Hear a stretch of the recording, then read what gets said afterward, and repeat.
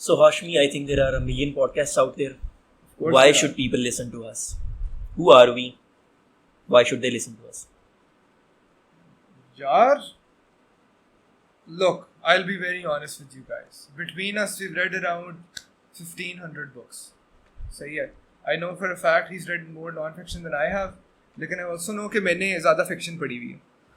So we've read a lot of books. We're very learned people. Let's introduce myself first. My name is Umar Hashmi.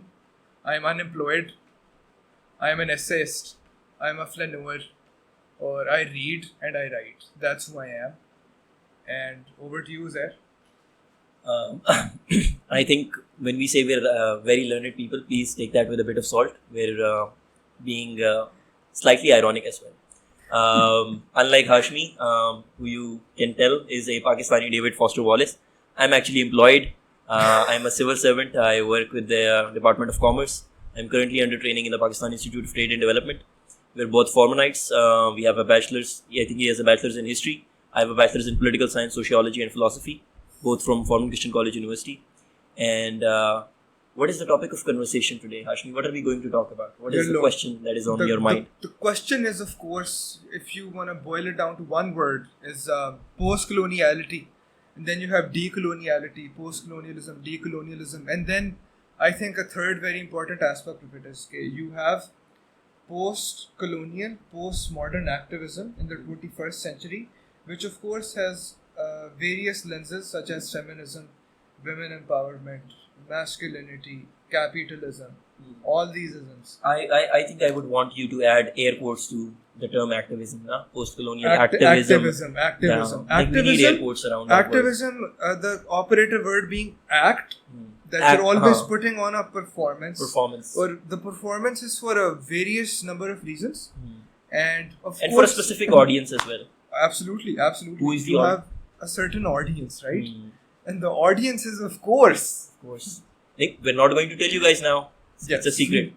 We're going to discuss this and we're going to tell you who the audience is. Absolutely. But first, how do we differentiate between post-coloniality and decoloniality, or post-colonization and post-colonialism and decolonialism? Okay. How do you define and differentiate between the two? Look, for me, post-colonialism, if I were to, let's say, keep it very, very simple, it's about the identity conflicts and the anxieties born of when a colonizer leaves your country, leaves your land, but then gives you its own state apparatus, gives you its judicial system, gives you its entire framework of being existing in a world where you have the United Nations and there's nation states and all that stuff, right?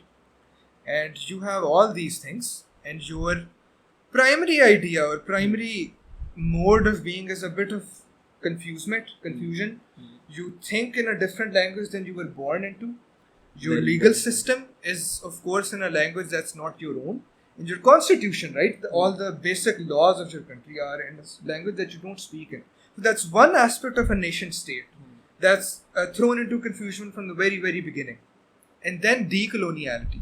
Now, decoloniality, in my opinion, in my belief, in my practice, right, is something that you try to get out of certain aspects of post-colonialism and colonialism, right?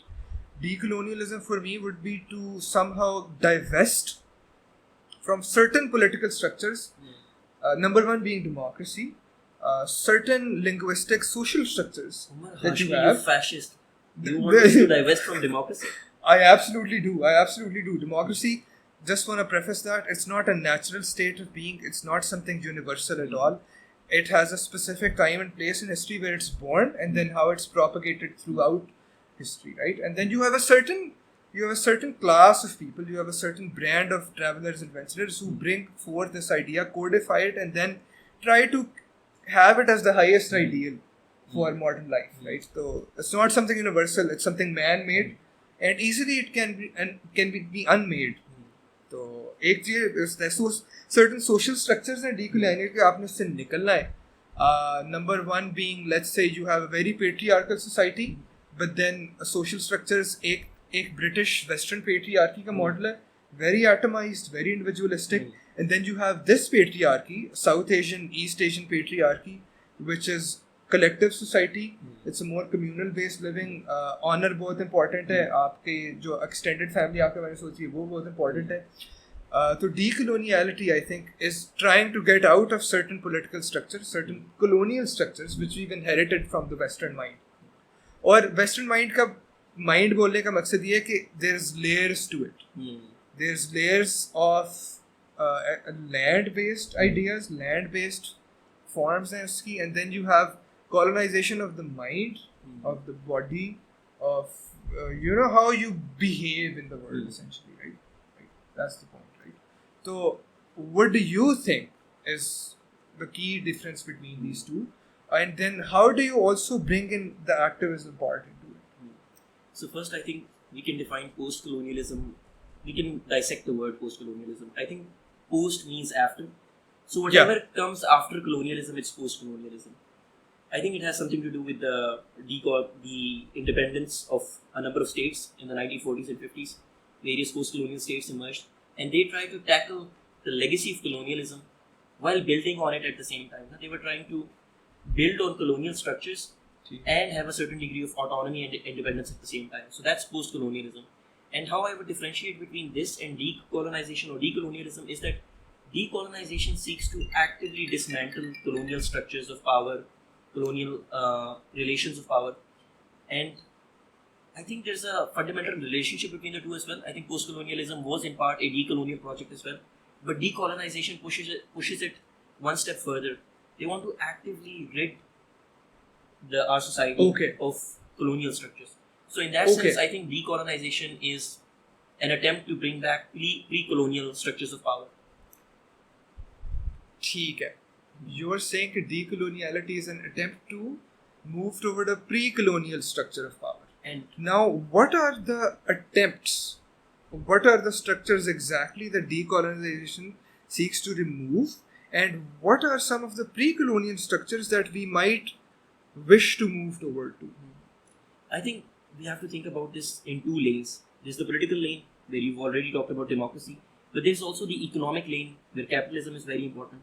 Yes. So these are the two primary structures which they're dealing with, but in the cultural domain, they also want to dismantle what they say is a British patriarchy, a patriarchy that was imported from the West, but which I feel like has some organic structures to it as well, which has an organic base. So I think they want to dismantle all three of these things. They want to dismantle the patriarchy, they want to dismantle capitalism, and they want to dismantle democracy. That's what the decolonial project is. And what does the pre-colonial structures or what does the pre-colonial era look like? And how is it better than what we have right now? I mean, what is it that we're hoping to achieve? I think that's a very complicated question for a number of reasons, and those reasons are also pretty nuanced. Yes. So when you're trying to return, this is what activism is about. Like it's a return. It's a return to the pre-colonial. It's a going back. But is that return even possible? Yes. And the second question is, what was the pre-colonial? Because when we're talking about the pre-colonial past, we have to talk about the pre-colonial past through colonial discourse. The pre-colonial past is only available to us through the archives, through the documentation, through the novels, through Rudyard Kipling, through British prime ministers and British bureaucrats. Yeah, Lord Wavell and Lord Minto and all of those bastards. Nehru. It's available to us through them. So we're only conversing with a version of the past that is available through colonial discourse. That was written by the Western mind. That was propagated by the Western mind. Used by the West. With a certain purpose in their mind. With a certain purpose, right? It's not exactly objective, neutral at all. It's an image that they've painted for us, no? And this is a theme that we're going to keep coming back to. The image that the West has painted for us. The white gaze and the image they've painted of us and how it's deeply, deeply influencing us still, right? Despite all the decolonial discourse, despite all the post-colonial discourse we have. The white image, the white gaze, how that impacts us into our inner days. How it creates us, essential point. And then what are some of the structures by which it operates and how it influences everything, right? So, of course, So let's bring activism in. Let's bring activism in. You had some certain sources that you wish to critique. let's talk about those. I think these are super important because they're written by contemporaneous people. They're written by contemporary people. And they, of course. So the guy we're talking about is Zulfiqar Mannan. He used to be known as Zulfiqar Mannan. He's changed his name. He's transitioned. He's a trans person.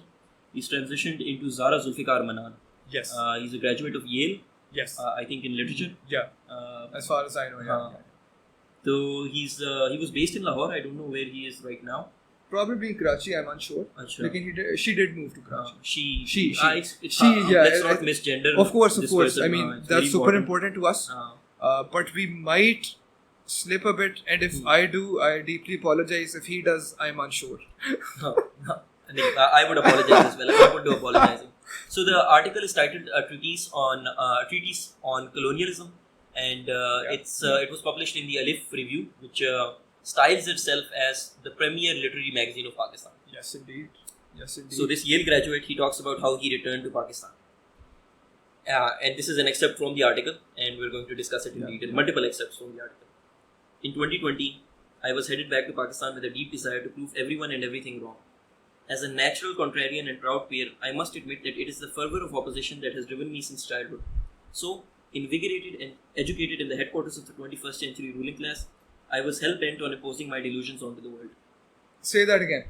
I was hell-bent on imposing my delusions onto the world.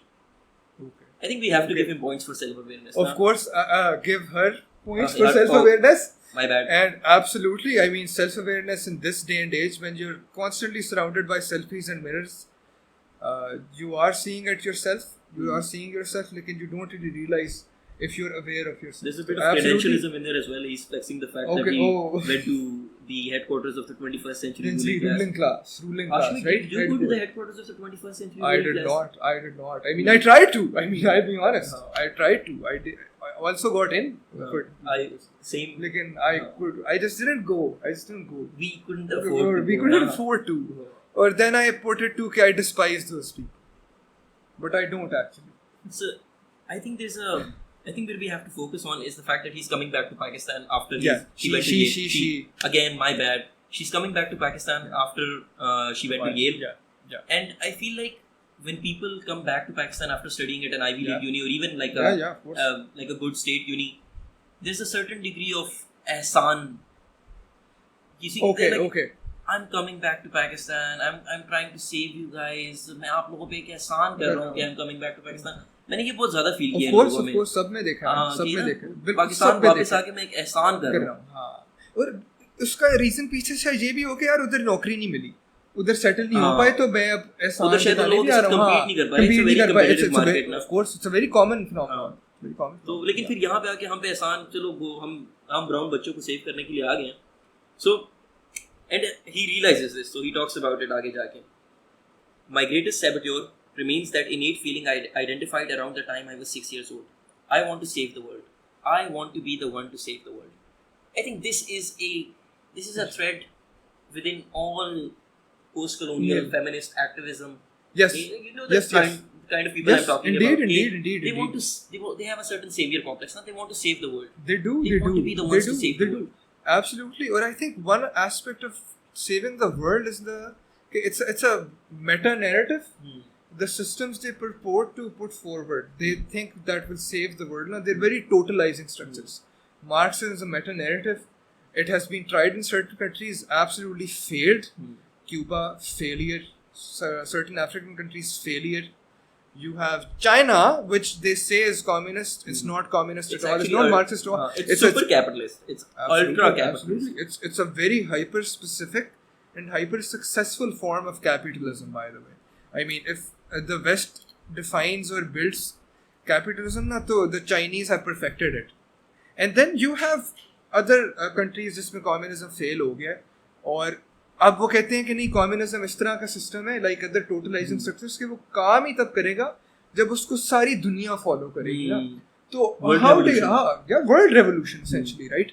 And then also you have feminism and then the idea that all of oppression, all of class oppression, all of gender oppression, all of let's say caste oppression, you have other various modes of existence. All of those can be traced back to the Western mind, they can all be traced back to capitalism. Capitalism is the main boogeyman. It's the main source of all evil in the world. Na?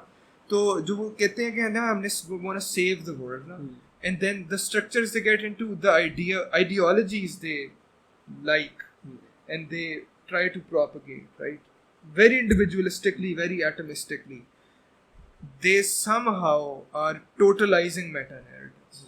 And that's super important of how they think of themselves as very unique people, goes to jail, transitions, comes back to Pakistan, moves around the country, goes to Karachi. It's the ideology or the persona that's being built in that, it's a very unique thing. So, even if you say out loud, I am one of you, I am one of the common people, right? The way you're perceived as is a very, very hyper-specific individual that will bring forth change. Now, so there's a fundamental contradiction already going on here as well. Why do we need saving? And why do you get to be the savior? That's the super important question. Like, Absolutely. Every activist out there wants to save me. Na? Yeah. What if I don't want to be saved by you? Na? And who are you? Who gave you the legitimacy to save? To brand yourself, to style yourself as the savior? Unsure. I think it's that Yale credentialism. Na? I went to Yale, so I get to be the one that saves. Yale is the second most prestigious Ivy League university. It's very close to Harvard.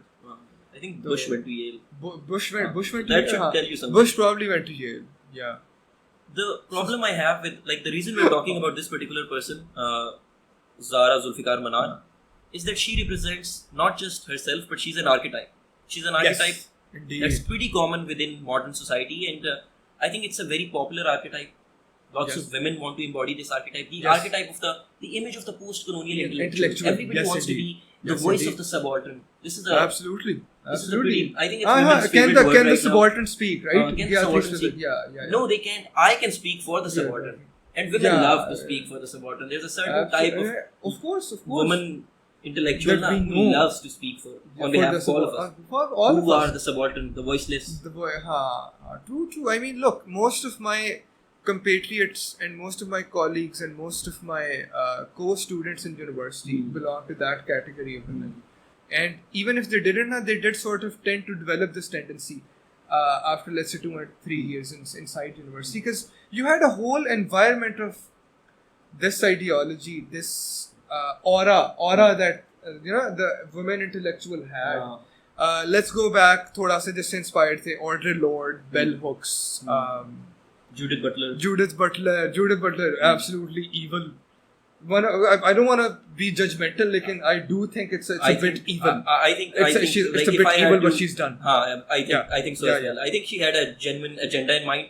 Like, if you guys don't know who Judith Butler is, please Google her. Please read what she's written. She's one of the most dangerous intellectuals of the 20th and 21st century. She wrote her books in the late 90s. Yes. Late 90s, Gender Trouble. Bodies That Matter. And then also that she's not a man or woman either. I think she's androgynous. She's androgynous, not even as an agender or transgender, right? It's not that. So we're not judging that. She's sort of beyond gender in a way. She's transcended gender. But yes.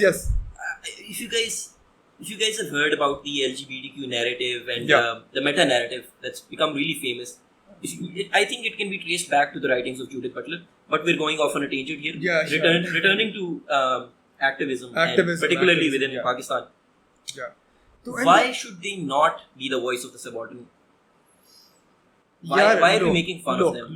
Why can't they speak on our behalf? I am making fun of them because I went to university with them. I know what they are. I know what they're doing it for. And I'll get to all these points very soon. Look, they belong to a very, very hyper-specific stratum of society. They're mostly upper middle class people. They're always English speaking. They've also gone to English medium schools. Their primary consumption of all text is in English, right? Their primary consumption is English fiction, English language fiction, let's say, right? When they major in sociology, political science, history, all these gender studies, let's say, their primary sources that they go to in order to support their views, it's always Western. Of course, you have Eastern activists, you have, of course, Indian activists, you have Pakistani activists, we have a rich tradition of women and being empowered, women leading the charge, let's go back, Razia Sultana, Rani and Jhansi, you have all those things. But the way you get to these is always through the Western lens. It's always through the Western road that you go to it. That you discover it. Absolutely. Through Western discourse. You discover it. And then it's always colored by Western perception, right? And then Western perception is so important in the fact that they tried to get a woman head of state and they failed. The US particularly, right? But then pehle Hillary thi, phir Kamala thi, right? So another intersection, you have an Asian Indian black woman, right? The Jamaican father, if I'm not mistaken. I think so. And then an Indian sort of mother. I'm not even sure exactly, right? And then she identified as black. She tried to get the black vote, no? So despite that, you have so many intersections going on. And then यहाँ पे जो एक तो ये कि अमीर लोग हैं, अपर मिडिल क्लास लोग हैं, अंग्रेजी पढ़ते आए हैं सारी जिंदगी, इंग्लिश बोली है, और फिर पर्पस क्या है एक्टिविज्म का, is to get access to the same universities which all these Western scholars studied in. All Pakistani scholars have gone to, most prominent Pakistani scholars who are scholar activists, that's the term they use. They've always gone abroad. University of Cambridge, Harvard University, New York University, Columbia University. I'm thinking of very particular people of course, when I say that, absolutely. You guys can Google them. I mean, look, I can even say the name. I deeply respect their scholarship. I also disagree with most of it. Umar Ali Jan went to University of Cambridge. Gayatri Spivak, I'm unsure which university he went to. Like very, she teaches in Columbia now. That's I know for sure. You have other scholars as well, and they've always gone to Western countries to seek their education. And then again, as you said, when they come back, right? It's always I am going to save you. I have the I'm tools. going to give you a certain awareness and consciousness which you can use to break out of the political oppression that you're facing. Women, I want to focus on them because this is somehow a very feminist century so far. And then most ideas, women are also very impressionable. And when they come back, to this always with a certain ideology, and then they're able to promote it in a way because your whole social setup is designed right now to have women at the forefront of activism and speech. I think this is part of the Western agenda. But the question was, why can't we let these activists speak on behalf of we, the subaltern? And I think a simple answer that I would like to give is, they can't speak on our behalf because they don't speak our language. They don't speak Pashto. Super important. They can't speak Pashto. They can't speak Punjabi. They can't speak Sindhi. They can't speak Balochi. They can hardly speak Urdu. Yes. These are people who speak multiple languages in the sense that they speak both Urdu and English to a certain extent. Or hypocrisy. But they're fluent in neither. यार मसला ये नहीं है कि आप अंग्रेजी बोल रहे हो, मसला ये है कि आप अंग्रेजी में भी नहीं फ्लुएंट और आप उर्दू में भी नहीं फ्लुएंट. कच्चे बच्चे अंग्रेजी, कच्चे बच्चे वॉनबीज है ना, कच्चे पक्के अंग्रेज हैं वो पूरे, मतलब पूरे अंग्रेज भी नहीं बन पाते और ना यहाँ के रहते हैं ना वहाँ के रहते हैं. मतलब नेटिव्स वहाँ छोड़ नेशनल भी नहीं आती और फ्लुएंट भी नहीं है. How can you speak on our behalf when you're not even articulate? Exactly. When you can't even converse with the general population who speaks a number of different ethnic languages. Absolutely. These are languages you actually look down on. You look down on, or you have no idea what language is to them, or if they dream in that language, or they do dream in their native languages, or how much of that is a part of their identity. Languages being. I think you've brought up a very important point. Yes. Dreaming in your native language. Dreaming in your native language. Right. I feel like if at any point in your life, and this has happened to me as well, as someone who's educated in a certain school, I started dreaming in English, and that is the point where I panicked. I was like, this is not good. If I'm not dreaming in Pashto, there's something deeply wrong with it. Yes. I mean, the unconscious part of your brain, the physical structure of your brain, which has dream centers lighting up when you dream, right? That has been colonized by a different language than the one that your mother taught you. Your mother tongue, na? एक तरह से उसका portion कम हो गया दिमाग में. It's physical things. It's an actual physical thing. तो वो एक और layer of colonization. Definite. It's another layer. It's called another layer. Your unconscious is being colonized, people. If you're dreaming in English, that means the colonialism has gotten deep inside of your skin. Yes. And now I want to return back to the activists. Yes.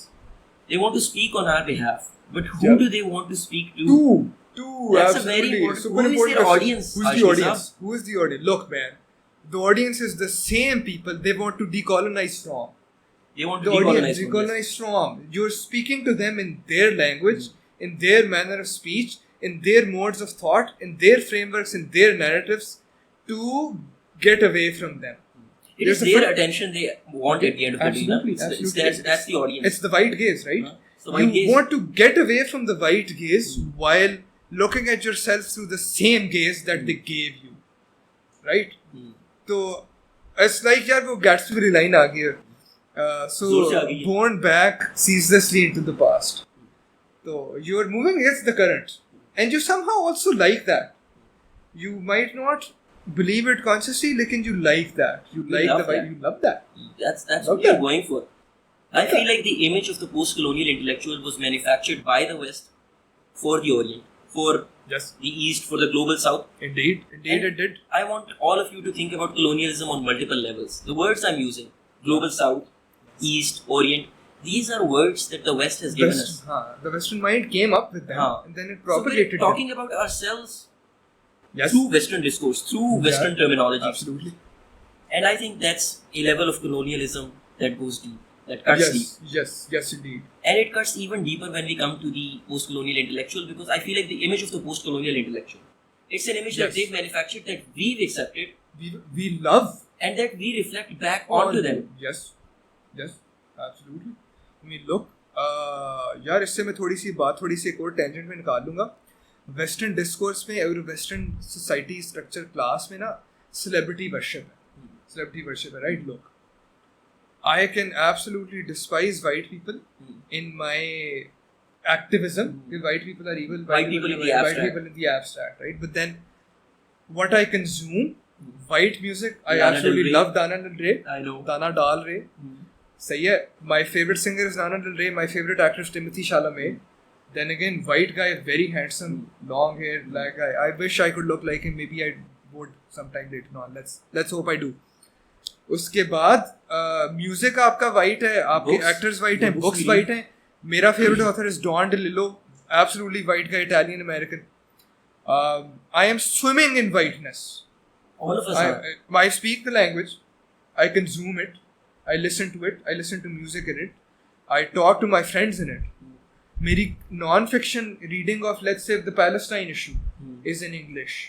It's Orientalism, Edward Said, English. यहाँ पे Urdu literature पढ़ना है, first thought is to read it in English. तो I have read Manto in English.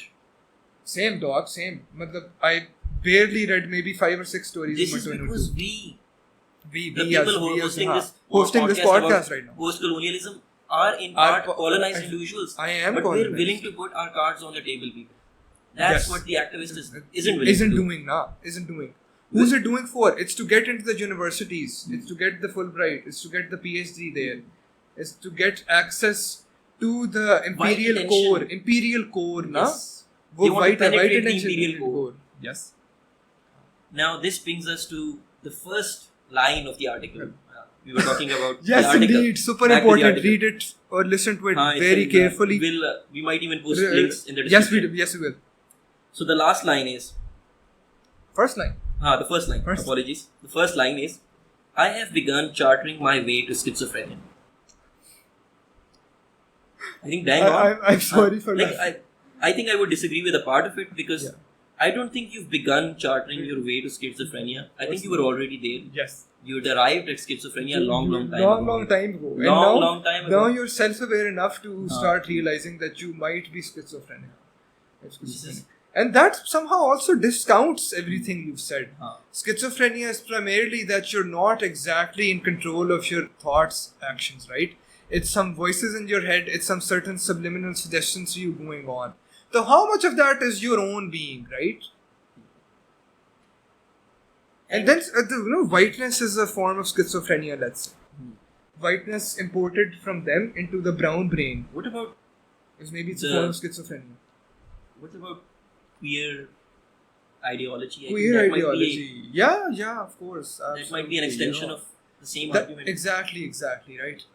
Queerness, trans ideology, LGBTQ people, that agenda. I mean, of course, I absolutely respect their existence. They have a right to exist. They have a right to life. They have the same rights as I. They should have the same rights as I do. I mean, look. But then you also have to acknowledge the fact that you're part of a wave that's going on in current political social discourse, and that also feeds into the activism.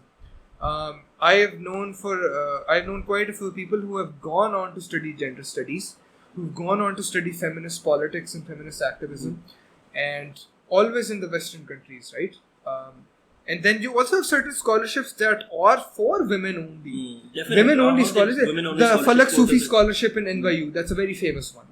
And then it's always for women activism, women empowerment. It's the Malala Yousafzai scholarship. Yeah, of course. It's the Malala Yousafzai scholarship. I think it's at Cambridge. Okay. Yeah, Malala Yousafzai is another topic, right? She's a poster child of feminism. She's a poster child of child activism because when she was shot, right? She was probably 15. I'm unsure. I think she was around that age. 14, 15, not more than that. 16, let's say. And then when, of course, she's feeding into that idea as well. I mean, you have conspiracy nuts on one hand, which I maybe starting to agree with. Okay, now it's a Western. I used to disagree with them. I didn't think there was an agenda, folks. Yeah. I used to be one of those people, and Rashmi can attest to this fact. Absolutely, I was with him. I did agree with him. I am like, with everything, the media we're consuming, the movies on Netflix, the books we're reading, everywhere you see, I feel like there's a push. They're trying to nudge me towards believing in something. Yes. They're trying to push me. I feel the push. I feel the force. Yeah, it's like air. David Foster Wallace wali baat na. This is what just keep famous speech. You don't even recognize that it's around you. It's so much of a part of your atmosphere that you don't recognize. You don't see air. It's the air we breathe. It's the wind that blows. I want to bring this conversation now to the second text. Yes. Okay. Yes. The second text is Occidentosis by Jalal Al-e-Ahmad. He was an Iranian intellectual, one that I highly respect. Okay. 10 minute egg. And I feel like the book he wrote, it's called Gharabzadagi in Persian, and it's translated in English as either Westoxification or Occidentosis. He thinks Westernization is a disease, and he diagnoses this disease as Occidentosis. Yes. The subtitle of the book is A Plague from the West. Yes, indeed. And I want to read a few lines from Jalal Al-e-Ahmad's book. Please. He defines Occidentosis as the aggregate of events in the life, culture, civilization, and mode of thought of a people having no supporting tradition, no historical continuity, no gradient of transformation, but having only what the machine brings them. And the machine is the West. It's the Western politico-capitalist machine. And what does it bring us? It brings us materialism. Yes. Degeneracy. Absolutely. Degeneracy. Cultural degradation. Cultural annihilation. Degradation. Cultural deterioration. Cultural destruction. Linguistic destruction. Yeah. It obliterates everything in its way. I feel like it's like that story about the king who everything he touches turns to gold. But everything the white man touches, it turns to shit. It turns to shit. It does, man. It does. It turns to shit. Like, no. So he goes on to say, we now resemble an alien people with unfamiliar customs, a culture with no roots in our land and no chance of blossoming here. Thus, all we have is stillborn in our politics, our culture, and our daily life. I feel like he's describing Pakistan here. This book was written in 1962, so this is like 17 years before the revolution. Yes, indeed. So, people make the connections. Of course. We resemble an uprooted people, Hashmi. Absolutely. There's a discontinuity with our roots. There is no foundation anymore, right? So when people say they want to decolonize, where do they want to go back to? What is the root here that they're trying to return to, right? जब root उखड़ ही गई, right? आपकी roots have been thrown into disarray, they've disintegrated. Where do you go back to? Or is it even possible? That's entirely separate question. And who is the one who's providing us those roots? Now, it's also like our roots, we're connecting to our roots through Western discourse. We have to rediscover our roots ourselves. Absolutely. When I started reading in English now, I was appalled. And I actively started to relearn Pashto. I could speak Pashto pretty fluently because Pashto was speaken in my house. Yeah. But I couldn't read and write Pashto. So I had to learn on my own to read and write Pashto. And this was the start of my personal decolonization. What is the script? Pashto script. It's the same Urdu Achha, script. Arabic script. Arabic Urdu, script. Arabic script. Okay. So there's a difference between Of course, the letters. certain, yeah. It's the same script. Okay. So I had to actively decolonize, and that was how I rediscovered my roots. I was reading Pashto sources and Pashto books, and you wrote in it. And I started writing in it. And I feel like that would be one way through your language, reconnecting to your language. Yes. And this is a recommendation I particularly have for the people of Punjab. Okay, learn to appreciate your language, connect with it, that's speak true. it. That's true. Absolutely. I mean, being an upper middle class white Punjabi in the sense कि मैं white boy कि मैं upper middle class हूँ, मैं पंजाबी हूँ, मेरे लंबे बाल हैं, मैं सुन्नी passing हूँ, ठीक है ना? I'm at the very upper echelons of Punjabi identity, right? तो और मतलब बचपन में I'll be very honest with you, my parents would speak in Punjabi to each other, speak Urdu to us. I think that's where the problem begins now. This is not हाँ है ना, ये cool, I have seen it in a lot of Punjabi households. यार और फिर ना एक जो मुझे टेंडेंसी नजर आई थी ना अपने आप में बचपन में भी, और it took me a long time to unlearn this. I would see poor people speak in Punjabi, so I'd automatically associated Punjabi speaking with a certain brand of poverty, right? And then that's true for a lot of people who are of my disposition, who are of my age, who went to the English medium schools, right? Punjabi poverty का बड़ा link है, और मेरे बहुत अच्छे दोस्त हैं जिनकी मादरी ज़बान पंजाबी है, मेरी मामा पंजाबी स्पीकिंग है, मेरे अबू पंजाबी स्पीकिंग थे, तो पंजाबी को यार मतलब अभी तो आई थिंक उन्होंने कुछ प्रपोजल दिया था कि Punjabi will make compulsory in schools ना, but then I have heard in FC कि पंजाबी में भाई बात ना करो, पंजाबी बात ना करो. I think this was in FC because some of these people they come from cities like Faisalabad, Sialkot, and वहाँ पे फिर भी households के अंदर पंजाबी बोली जाती है. तो वो जब FC में आते हैं ना, Foreign Christian College University for those who don't know, it's our alma mater. तो वो जब वहाँ पे आते हैं और कभी कभार उर्दू में उनसे वो पंजाबी स्लिप हो जाती है ना, I've seen them actively embarrassed. Have you seen the embarrassment on their face कि यार वो पंजाबी निकल गई. So I feel like I feel second hand shame for them. यानी क्या मतलब why would you be embarrassed of yourself? I mean that is a part of the structure of your language, your own skin color. So this brings us to the last text. It's called Intellectuals in the Post-Colonial World by Edward Said, a man who we both deeply respect. Deeply respect, absolutely. It looks like Richard Gere, by the way. Please look this up. Richard Gere, Edward Said. But he a good-looking man. Good-looking man, absolutely. But I think that adds to his aura, or I respect him more. And he died very young. He had a lot to say. I feel like if he were alive today, फैज़ अहमद फैज़ से मिला हुआ है वो शायद ना. I think so. Beirut में बैठ के ना फैज़ अहमद फैज़ एडवर्ड सईद इकबाल ये मिलके बेरूत में कुछ करते थे, चाय पीते थे. फैज़ अहमद फैज़ argues that we need a Faiz Ahmad Faiz sorry Edward Said. He believes that we need a narrative that questions all other narratives. He wants us to read colonial texts and post-colonial texts, not with one voice but with many voices. This is what he argues in Intellectuals. This is the job of intellectuals in the post-colonial world, is to question narratives, dominant narratives, which most post-colonial intellectuals I feel take for granted. Narratives like queer identity, feminism, not queer identity in the Khwaja Sirah sense, but the queer identity that they are trying to push. Not feminism in the maternal sense, but the feminism that the West is trying to push. Right? Or the brand of feminism they try to push is always related to certain transgressing your societal norms. It's undermining. Or it also is structural undermining. It's injurious to your health. Sorry to use the word. I can edit this out. But look, it's bad for your health. It's causing disarray, anxieties in the society. But that may be, of course, necessary if you want to go back to a certain ideal part, right? But then it will leave a lot of destruction and a lot of degradation, deterioration. It already has. It has already started, right? Look. We know. Look, I've seen, man. I've been through it because I was one of those people, man. And I was in the company. I was never one of those people. But I came pretty close to becoming one. I was one of them. Because look, I went to the climate march in September 2019. Ironic and hypocritical again that you would come to that thing, Mall Road, Press Club ke samne on a Honda Civic. Then you'd walk for, let's say, maybe 1.5 kilometers and then go back to Cinnabon on your Honda Civic. I feel like this was the only walk those people were getting. True. But judging by their physiognomy, that was the longest walk they had in quite a year. I said this. No. I said physiognomy. देख ले हाँ। अच्छा फिर मैं औरत मार्च पे गया, भी गया ना, और फिर औरत मार्च और मार्क्सिज्म और यूएस एड का लिंक है, कुछ ना कुछ लिंक है। यूएस एड वैसे अब खत्म ये अब तो खत्म हो गया ना, तो इसीलिए औरत मार्च इस साल 12 फरवरी को हुई थी, 8 मार्च को नहीं हुई थी।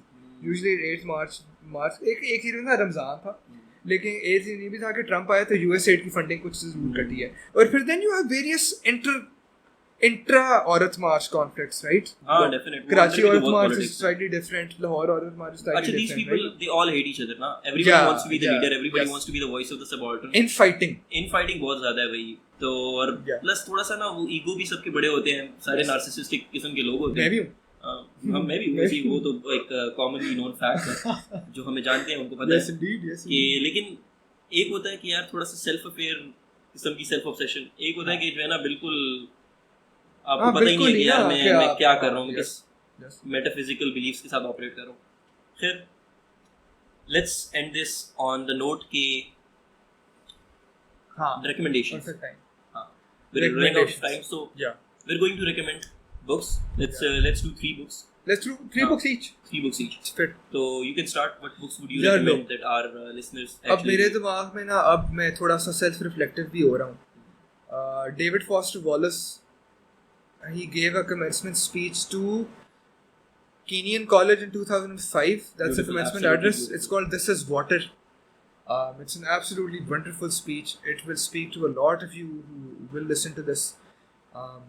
It's a very deeply humanistic piece of writing, and it's about how to navigate a very, very confusing world after you graduate. Or it's about that university is supposed to teach you how to think, but then another part that's probably left now is choosing what to think about, what to focus on. Life will bombard you with negative experiences, negative auras, negative ideas, and your job is to focus on the things that will, as a community, you will be grateful for.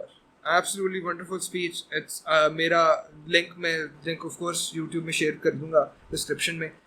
Go to my Substack, umarxis.substack.com. I mentioned that in my very first essay I wrote. Go there. Another thing, वो तो मारना था यार, देख. Another thing I want to, I think, recommend is, or I think I'm bringing this back to South Asia post-colonial discourse, economic specifically. It's called How to Get Filthy Rich in Rising Asia by Mohsin Hamid. Mohsin Hamid I don't really like as a writer, but I can definitely say for a fact that that's probably his best book. It's very fun compared to the preachy tone of his other novels. So it's about this guy in a post-colonial world who's trying to make it big in a unnamed Indian town, unnamed South Asian town, unnamed narrator, or it's his story from rags to riches, or how that changes him now. But he's operating, of course, in the structures left by the colonial peoples. Ek wo hai तीसरी I don't think I have one. I think these two. It's slightly a non-fiction creative piece by David Foster Wallace and a fiction novel by Mohsin Hamid. So my recommendations would be, the first recommendation I have is Occidentosis. I've read some excerpts from the book as well. Yeah, Westoxification. In English it's Westoxification or Occidentosis. I think it's widely available as Occidentosis. Okay. And if you can read Persian, it's Gharabzadegi. It's a beautiful book, and it's a book that was produced by a Eastern intellectual for the East. So I think those books are rare. Super important. Very rare. Yeah. And the second book I have to recommend is Superimperialism by Michael Hudson.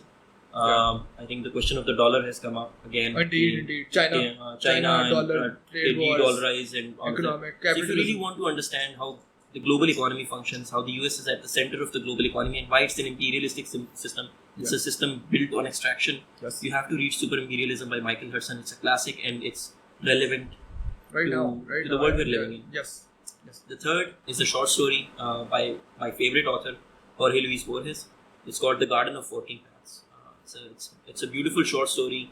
It's about this Chinese professor, Hudson, who's trying to come to terms with his roots, with his racial identity, while being a spy for Imperial Germany at the same time.